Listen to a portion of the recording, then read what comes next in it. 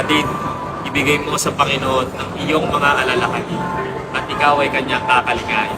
Hindi pababayaan ng Diyos ang mga matuwid magpakailanman. Alam niyo, marami tayong bigat na dinadala. Problema sa pamilya, sa trabaho, sa business, or sa school man yan. At madalas, tinatry nating solusyonan lahat gamit yung sarili nating lakas. Pero kapag binasa niyo yung verse, di naman sinabi dyan ng Diyos na tatanggalin niya agad yung mga problema natin kapag nagtiwala tayo sa Kanya. Hindi.